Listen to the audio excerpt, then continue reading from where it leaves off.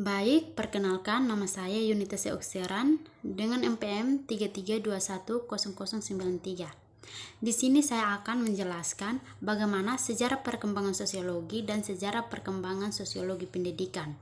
Nah, bagaimana sejarah perkembangan sosiologi pendidikan itu? Yang pertama, sebelum kemunculnya, sosiologi masih berupa ilmu yang menjadi pemikiran para ilmuwan.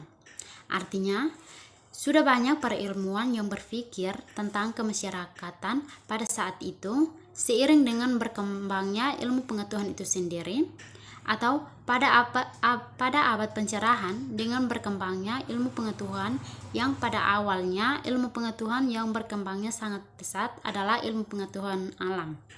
Yang kedua, mereka memikirkan cara-cara yang dilakukan agar ilmu pengetahuan mampu mengakomodasi masyarakat. Artinya, bahwa ilmu pengetahuan itu tidak hanya fokus pada gejala-gejala alam, namun juga dapat mengakomodir fenomena-fenomena yang terjadi dalam kehidupan masyarakat. Yang ketiga, juga menjelaskan fenomena-fenomena yang terjadi di dalamnya. Nah, siapakah yang pertama kali mengemukakan istilah sosiologi?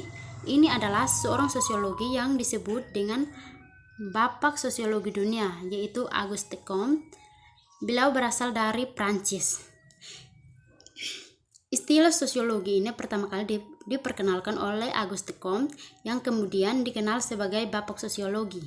Auguste Comte mengatakan jika sosiologi merupakan ilmu yang menggunakan masyarakat sebagai objek. Sebelum Auguste Comte menggagas tentang sosiologi, Ibnu Khaldun yang merupakan tokoh pemikiran Islam telah memperkenalkan kajian tentang masyarakat sekitar tahun 1332. Nah, bagaimana perkembangan sosiologi? Sosiologi lahir akibat adanya gejolak sosial efek revolusi industri. Akibat revolusi tersebut, banyak terjadi eksploitasi tenaga kerja dan urbanisasi. Hal ini tentunya menjadikan dunia menjadi bergejolak. Peran ilmu pengetahuan dibutuhkan untuk memberikan pengamatan serta pengalaman kepada masyarakat. Kemudian dikemas dalam rancangan ilmu sosial. Pada tahun 1798 terjadi revolusi Prancis yang menimbulkan banyak kekhawatiran di tengah-tengah masyarakat.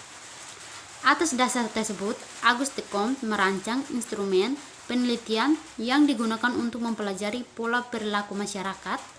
Penelitian sosial yang dilakukan secara ilmiah tersebut kemudian pada awal abad ke-19 dikenal sebagai sosiologi. Sejarah perkembangan sosiologi pendidikan.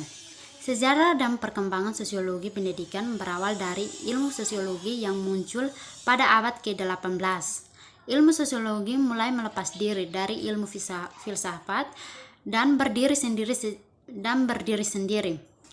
Istilah sosiologi pertama kali digunakan oleh Auguste Comte pada tahun 1798 sampai 1857 dalam bukunya Cours de Philosophie Positive. Tokoh sosiologi yang pertama, Ibnu Khaldun. Sosiologi menurutnya merupakan sarana untuk memahami sejarah dan kondisi sosial masyarakat pada suatu generasi, proses perubahan dalam suatu masyarakat. Yang kedua, Auguste Comte. Beliau merupakan ilmuwan asal Prancis yang juga dapat dijulurkan sebagai Bapak Sosiologi dan tokoh yang menganut aliran konseptisme yang cukup terkenal. Tokoh-tokoh sosiologi pendidikan. Yang pertama, Lester Frank Ward. Beliau dianggap sebagai salah seorang pelopor sosiologi di Amerika Serikat sebagai tokoh sosiologi. Ia berhasil merumuskan tujuan sosiologi, yaitu membentuk suatu sistem sosiologi yang akan menyempurnakan kesejahteraan umum manusia. Dengan tujuan tersebut, maka sosiologi adalah ilmu yang mempelajari apa yang dilaksanakan manusia. Paradigma sosiologi pendidikan. Paradigma adalah cara seseorang memandang kenyataan dalam kehidupan Dalam dunia sosiologi terdapat beberapa paradigma. Yang pertama, paradigma sosial, yang kedua, paradigma definisi sosial, dan yang ketiga, paradigma perilaku sosial. Ini adalah salah satu aspek khusus dari karya Weber. Dan yang ketiga itu adalah perilaku sosial yang memisahkan perhatiannya kepada perhubungan manusia dengan lingkungan. Sekian materi dari saya, sekian dan terima kasih.